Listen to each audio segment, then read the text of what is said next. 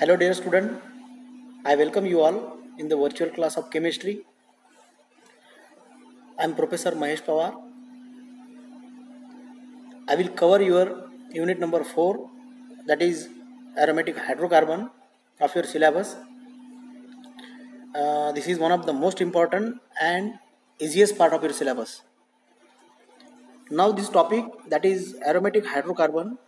This word aromatic hydrocarbon itself indicate that it is a part of organic chemistry.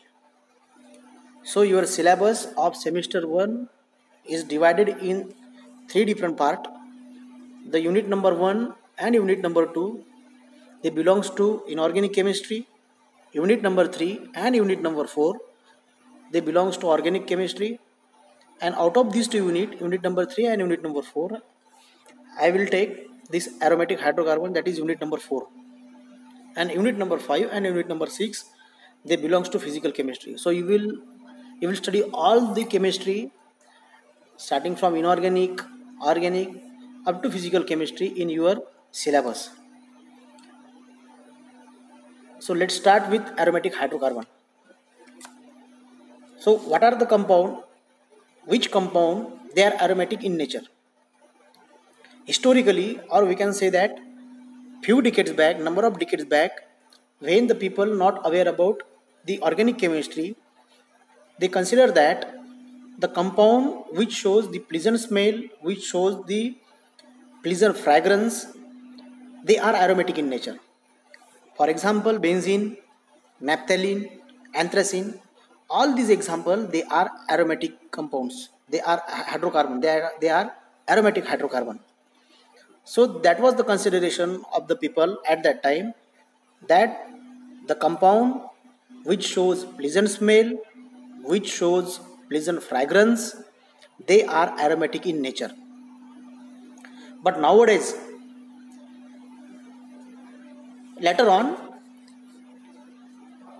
the scientist or academician or the number of the people, they suggested the different theories for aromatic compound, for aromaticity, and on that basis there are certain conditions for the compound to be aromatic in nature. मतलब क्या कि कोई भी compound अगर उसको aromatic compound बनना है, या कोई भी कंपाउंड उसको अगर एरोमेटिसिटी बतानी है, एरोमेटिसिटी उसमें लानी है, तो उसको कुछ कंडीशन फॉलो करने हैं, उसमें कुछ कंडीशन उसने फॉलो करनी चाहिए. So there are the certain condition for the compound to be aromatic in nature, and these are the condition which the compound should follows to exhibit the aromaticity or to achieve the aromaticity. तो उसमें कौन सी condition है? So this is the first condition, and this is the fundamental condition for the compound to show aromaticity. What is that? It must be cyclic. There is no exception for this. Means the compound should shows cyclicity, or the compound must be cyclic in nature.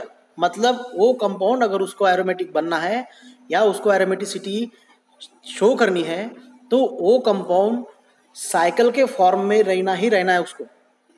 जब तक उसमें cyclic nature नहीं आएगा, वो aromaticity नहीं बता सकता. So all those compound which are aromatic in nature, they shows this cyclic nature.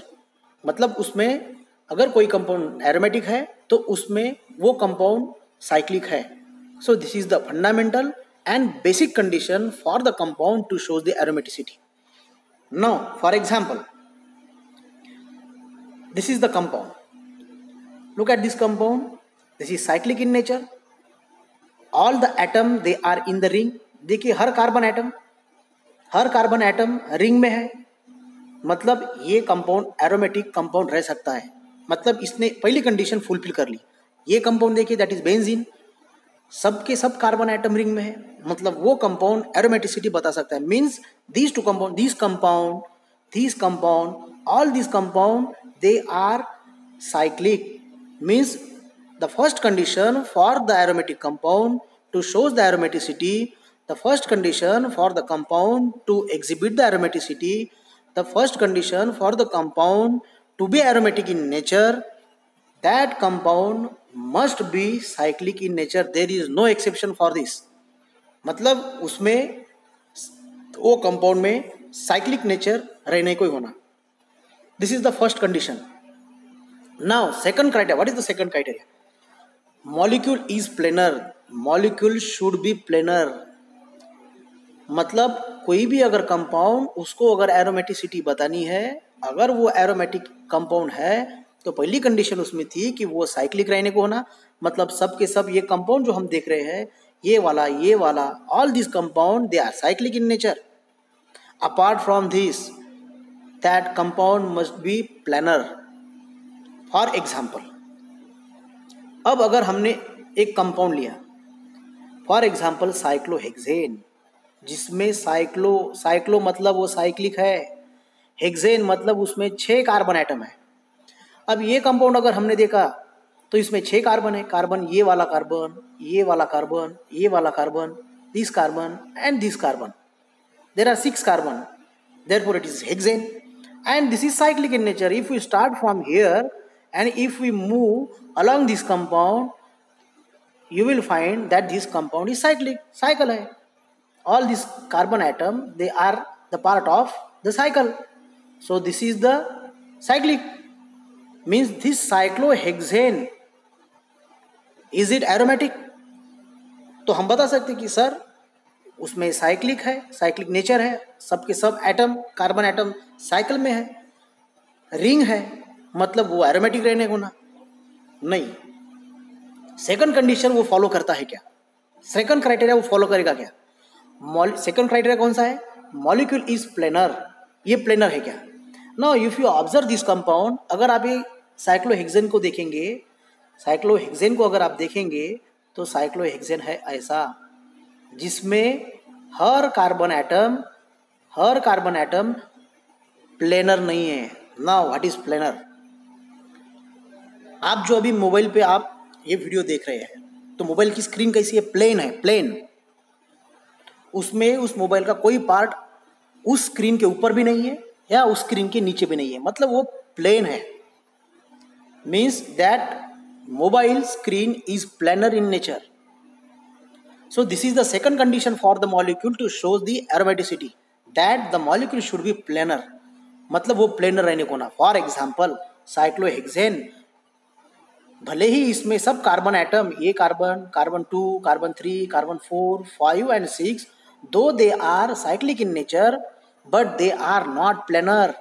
उसमें प्लेनर, वो प्लेनर नहीं है. अगर ये कार्बन अगर हम देखें तो ये दोनों एक साइड में और ऊपर है, मतलब वो प्लेन में दिखते हैं. ये कार्बन इनके साथ ऊपर में है, मतलब वो प्लेन है. But this carbon atom they are not in plane with these 3 carbon atom. Means this compound is not planar at all. ये compound planar नहीं है. Though this compound is cyclic, but this compound never shows the planarity. Hence, the cyclohexane is not aromatic compound. If you observe these 3 compound, if you observe this compound that is benzene, they are planar. All the carbon atom of this benzene ring, carbon 2, carbon 3, carbon 4, carbon 5, carbon 6, they are cyclic, they are present in the ring as well as they are planar. मतलब वो जैसी हमारे mobile की screen है वैसे ही हर carbon atom ये पूरे एक ही प्लेन में है. They are not above and they are not below the plane. वो प्लेन के एक भी नीचे नहीं है, एक भी कार्बन एटम प्लेन के ऊपर भी नहीं है. मतलब बेंजीन जो है वो साइक्लिक भी है. And second condition is that they are planar in nature. So this compound that is benzene, this compound, all this compound, they are cyclic as well as they are planar. So they follow these 2 conditions for the aromaticity. But this is not a sufficient condition for the compound to show the aromaticity. मतलब वो cyclic है, ठीक है, मतलब वो cyclic है, यहाँ तक ठीक है. वो प्लानर है, ये भी ठीक है. मतलब ये सब कंपाउंड ये 2 क्राइटेरिया फॉलो करते हैं. Third and most important condition, that the system must have complete conjugated. They are in conjugation. इसका मतलब क्या होता है? Compound must be conjugated. If you observe this compound, benzene, इसमें कितने डबल बॉन्ड है? इसमें 3 डबल बॉन्ड है, बराबर है. If you observe this double bond, if you observe this double bond, if you observe this double bond, after this double bond there is a single bond, and after this single bond there is again double bond, है ना? This is the double bond. Now look at here. This is the double bond. After this double bond there is a single bond. Again after this single bond there is a double bond. Again after this double bond there is a single bond. Again after this single bond there is a double bond. There is a single bond, and again there is a double bond. Means the double bond comes after a single bond. उसको बोल सकते हैं कि हम वो conjugated system है. तो conjugated system किसको बोलेंगे हम? जिसमें सिंगल बॉन्ड है, जिसमें डबल बॉन्ड है, डबल बॉन्ड के बाद और फिर सिंगल बॉन्ड, और सिंगल बॉन्ड के बाद अगर कोई डबल बॉन्ड आता है तो इसको बोलेंगे हम कॉन्जुगेटेड सिस्टम. फॉर एग्जाम्पल, अगर ये हमने कंपाउंड लिया जिसमें ये कंपाउंड डबल बॉन्ड, अगेन ये है सिंगल बॉन्ड, अगर इसके बाद अगर फिर से सिंगल बॉन्ड आएगा और फिर डबल बॉन्ड है, तो इस कंपाउंड को हम कॉन्जुगेटेड कंपाउंड नहीं बोलेंगे, because they are not in conjugation. There are 2 double bonds in between two, there are 2 single bond in between 2 double bonds. So this system is not conjugated at all. This is a conjugated system. मतलब conjugated system किसको बोलेंगे हम? Conjugated system मतलब वो compound, वो system जिसमें हर double bond के बाद सिंगल बॉन्ड और फिर डबल बॉन्ड, हर डबल बॉन्ड के बाद सिंगल बॉन्ड और फिर double bond. So that system is conjugated. But remember, all the compound, for example अगर यहाँ पे देखें हम, this is the double bond, this is the single bond, this is again double bond. If you observe the benzene ring को अगर आपने देखा तो इसमें डबल बॉन्ड है, इसमें भी डबल बॉन्ड है, सिंगल बॉन्ड है, फिर अगेन डबल बॉन्ड है, फिर सिंगल बॉन्ड है, फिर डबल बॉन्ड है और फिर सिंगल बॉन्ड है. But all these double bond and single bond, they are the part of the ring. वो रिंग का पार्ट है. मतलब ये अगर सिस्टम, ये अगर कॉन्जुगेटेड सिस्टम है जिसमें डबल बॉन्ड के बाद सिंगल बॉन्ड और फिर डबल बॉन्ड, इसमें भी डबल बॉन्ड के बाद सिंगल बॉन्ड, फिर डबल बॉन्ड और फिर सिंगल बॉन्ड और फिर double bond. But all these double bond and the single bond, they are the part of the ring. These compound, though it is conjugated, भले ही इसमें कॉन्जुगेशन है, मतलब डबल बॉन्ड के बाद सिंगल बॉन्ड फिर डबल बॉन्ड, लेकिन ये रिंग में नहीं है, इसलिए ये कंपाउंड एरोमेटिक नहीं हो सकता. You got it? Means third condition क्या है कि कंपाउंड, उसमें उस कंपाउंड में कॉन्जुगेशन रहने को ना, complete conjugation. This is not a complete conjugation, this is not a complete conjugated compound. इसमें डबल बॉन्ड है, सिंगल बॉन्ड है और डबल बॉन्ड है, इसके बाद ये रिंग नहीं बनती. Means this is not a completely conjugated system. मतलब क्या कि अगर कोई कंपाउंड जिसमें कंप्लीटली कॉन्जुगेटेड सिस्टम है, जिसमें डबल बॉन्ड के बाद सिंगल बॉन्ड और फिर डबल बॉन्ड और फिर सिंगल बॉन्ड और फिर डबल बॉन्ड, अगर वो पूरी सिस्टम अगर रिंग है तो उसको बोलेंगे हम completely conjugated system. So this is the third and most important criteria for the compound to be aromatic in nature. Now fourth condition is that, this is the fourth condition, it has a higher resonance energy. मतलब क्या होता है इसका? Aromatic compound जो है, ध्यान से मैं क्या बता रहा हूं, आप उसको जरा ध्यान से देखिए, ध्यान से सुनिए उसको. जनरली अगर मैंने ये कंपाउंड लिया, फॉर एग्जाम्पल प्रोपेन लिया, CH3 CH2 CH3, this is propane. इसमें कोई डबल बॉन्ड नहीं, ये कंपाउंड रिंग में नहीं है, means it is not a cyclic. ये प्लेनर भी नहीं है, मतलब ये कंपाउंड क्या है, ये एरोमेटिक इन नेचर नहीं, इसमें एरोमेटिसिटी नहीं है। लेकिन जो कंपाउंड ये तीनों कंडीशन, ये दोनों कंडीशन फॉलो करता है, साइक्लिक, प्लेनर भी है और उसमें कॉन्जुगेटेड भी सिस्टम है, मतलब डबल बॉन्ड के बाद single bond, double bond, single bond, ये रिंग में है, ऐसे कंपाउंड उनमें स्टेबलाइजेशन ज़्यादा होता है। मतलब क्या कि अगर मैंने ये कंपाउंड लिया ethene CH2 double bond CH2, इसमें डबल बॉन्ड है, लेकिन इसमें ये कंपाउंड इतना स्टेबल नहीं है जितना स्टेबल की बेंजीन है। अब इसमें ज़्यादा स्टेबिलिटी क्यों है बेंजीन में? Because it possess resonance energy. जो कंपाउंड ये तीनों कंडीशन बताएगा, मतलब साइक्लिक भी रहेगा, वो प्लेनर भी रहेगा, उसमें कंप्लीट कॉन्जुगेशन भी रहेगा, वो कंपाउंड एरोमेटिक रहता है। और जो कंपाउंड एरोमेटिक रहेगा वो कंपाउंड सबसे स्टेबल है, means the compound which is now in existence out of those all the compounds, those compound which are aromatic in nature, they are more stable. So this is the what we can say, ये उनकी पहचान है। Aromatic compound की सबसे बड़ी पहचान क्या है कि उनके पास रेजोनेंस एनर्जी ज़्यादा रहती है। अब रेजोनेंस एनर्जी ज़्यादा क्यों रहती है? क्योंकि वो एरोमेटिक इन नेचर है, उनके पास वो तीनों ही कंडीशन फॉलो करते हैं। अगर किसी कंपाउंड ये तीनों कंडीशन फॉलो किए तो उनमें ज़्यादा स्टेबलाइजेशन आता है। वो ज़्यादा स्टेबलाइजेशन क्यों आता है? क्योंकि उनकी रेजोनेंस एनर्जी ज़्यादा होती है। और रेजोनेंस एनर्जी ज़्यादा किन में रहेंगी? जो कंपाउंड एरोमेटिक इन नेचर है। मतलब all the aromatic compound they have high resonance energy, they are more stable, they are more stable in nature. So this is the fourth condition for the compound to be aromatic in nature. The fifth condition is that it must follow the Huckel's rule, that is 4n plus 2 pi electron, where n is integer और it may be 0, 1, 2 और 3। हम इसमें ज़्यादा detail में नहीं जाएंगे।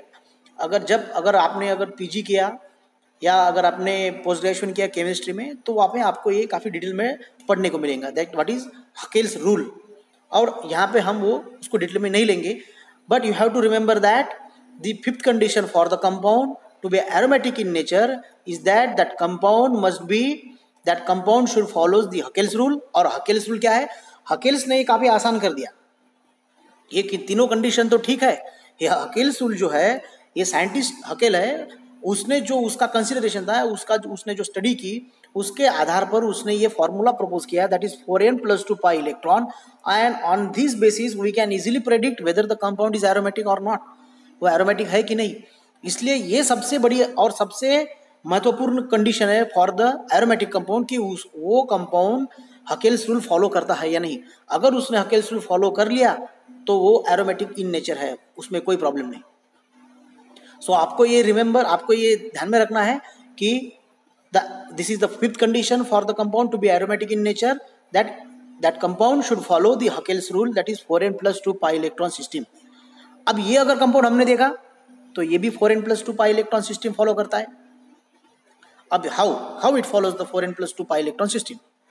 ये compound करता है क्या 4n plus 2 pi electron system? ये कंपाउंड करेगा क्या 4n plus 2 pi electron system?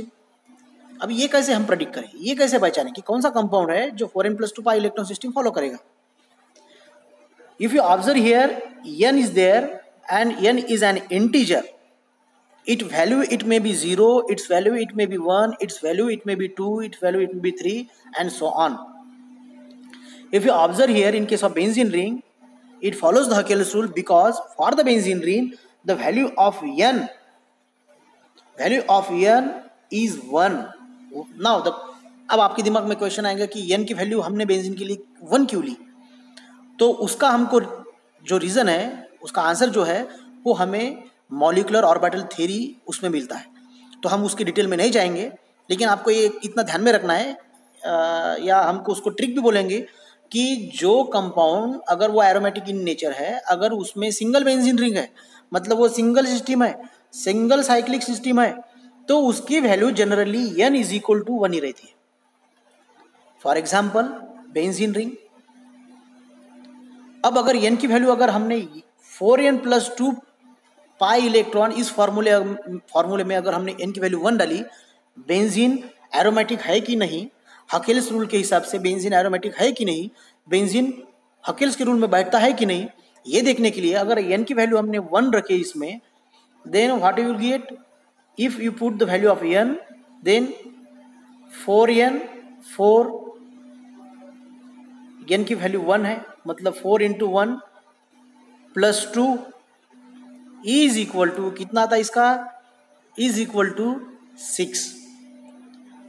6 क्या है, 6 pi electron, 6 pi electron 4 n plus 2 pi electron, ये फॉर्मूला है. कितने पाई इलेक्ट्रॉन आए बेंजीन में, बेंजीन में आए 6 pi electron.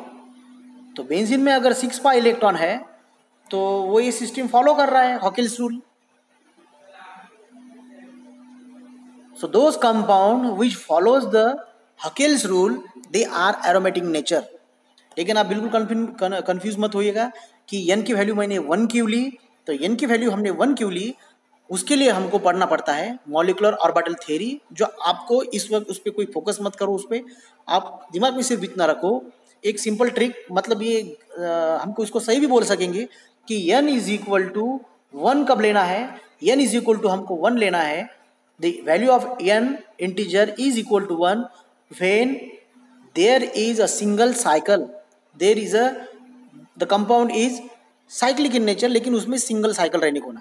If you observe this compound that is naphthalene. अब इसको देखिए, naphthalene, in case of naphthalene there are 2 ring, means we can take n is equal to 2 for the naphthalene, and again it follows this rule, n is equal to 2, 4n plus 2.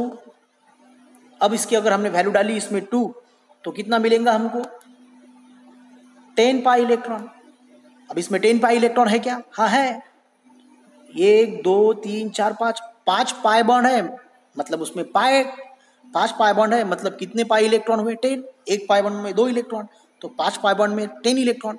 मतलब हकेल्स rule जो है ये भी follow करता है, that is naphthalene. In case of benzene ring, again its value n, the value of n is 1 because there is a single ring. In case of naphthalene it contains 2 ring, therefore the value of n is 2. लेकिन on the basis of ring हम ये नहीं बोल सकते कि उसकी value n की कितनी रहेंगी. एक रिंग है तो n की वैल्यू 1 रहेंगी, हम ऐसा नहीं बोल सकते. बट लेकिन आपके कन्वीनियंट के लिए अभी हम ये सपोज ये कंसिडर करके चलेंगे कि n is equal to 1 only when there is a single ring, n is equal to 2 only when there is a double ring. So those compound which, अगर फॉर एग्जाम्पल अगर मैंने वैल्यू n की value अगर मैंने half ले ली, that is n integer, if it is half, then देखो अगर हमने हाफ ले ली तो हमको क्या मिलेगा कैलकुलेशन, तो पाई इलेक्ट्रॉन हमको होल नंबर में नहीं मिलेंगे. Means we cannot take value of n is equal to half. So those compound which follows the Huckel rule, that is 4n plus 2 pi electron system, they are aromatic in nature, where the n is an integer and its value it may be ranges from 0 1 2 3, but its value cannot be half integer, मतलब उसकी value n half नहीं हो सकती. So this is the one of the most important criteria for the compound to be aromatic in nature. And last but not least, this is the condition for the compound to be aromatic in nature. इस पर हम ज़्यादा focus नहीं करेंगे, लेकिन आपको ऊपर के जो मैंने आपको ये बताए, जितने बताए आपको मैंने, ये जितनी कंडीशन आपको, ये कंपाउंड का अगर एरोमेटिक कंपाउंड होना है तो उसको ये फॉलो करना ही करना है. And this last condition is that it undergoes electrophilic substitution reaction rather than addition. Now you will study what is the electrophilic substitution reaction, what is the addition reaction. You should know all this things. ये आपको मालूम होने का, this is the basic condition for the to understand this criteria. If you observe this compound, that is CH2 double bond CH2, this is ethene, but this ethene never undergoes electrophilic substitution reaction. मतलब एक electrophile दूसरे electrophile को अगर replace करता है तो उसको हम इलेक्ट्रोफिलिक सब्स्टिट्यूशन रिएक्शन बोलेंगे. Instead of this electrophilic substitution reaction, the ethene it shows the addition reaction. अब वो एडिशन रिएक्शन क्यों दिखाता है या वो इलेक्ट्रोफिलिक सब्स्टिट्यूशन रिएक्शन क्यों नहीं दिखाता है, इसके लिए हमको थोड़ा इसके डिटेल में जाना पड़ेगा. लेकिन आपको इतना ध्यान में रखना है कि electrophilic substitution reaction are generally, और we can say electrophilic substitution reaction are followed or possessed only by the aromatic compound like benzene, naphthalene. These are the compound, they shows the electrophilic substitution reaction. But ethene, propene, butene, जो straight compound है, they do not show, generally they do not show the electrophilic substitution reaction, they shows the addition reaction. Now for example, if this is the ethene, CH2 double bond CH2, if we carry out the reaction of ethene with bromine, then you will get CH2 Br, one bromine atom is attached here, and Br, one bromine atom get attached here. Means two bromine atom get added across the double bond. This reaction is known as addition reaction. But if you observe the reaction where if we carry out the reaction of benzene with electrophile, any electrophile, कोई भी electrophile आप वो study करेंगे अगले आप आने वाले units में या अगले सेमिस्टर में, what is electrophilic substitution reaction, या आपने 12th स्टैंडर्ड में पढ़ा भी होगा कि benzene on reaction with electrophile it undergoes reaction where electrophile replaces one of the atom from the ring and it get its position. वो उसकी पोजिशन ले लेता है और वो अगर बेंजीन को अटैच हुआ तो उस रिएक्शन को हम बोलेंगे इलेक्ट्रोफिलिक सब्स्टिट्यूशन रिएक्शन. सो आज के लिए हम यहीं पे रुकेंगे. So these are the 6 or 7 most important condition for the compound to be aromatic in nature. तो आपको सिर्फ ये ध्यान में रखना है कि अगर कोई कंपाउंड अगर एरोमेटिक है तो that compound should follows all this criteria और it should shows all this condition. It should fulfill all these condition and then only that compound can be aromatic in nature. तो आज के लिए हम यहीं पे रुकेंगे और जो अगले हम क्लास में देखेंगे तो वो what is anti aromatic compound या उसके आगे जो है वो हम अगले क्लास में देखेंगे. So thank you very much and I hope you will understand the compound, why the compound is aromatic in nature by this video. Thank you very much.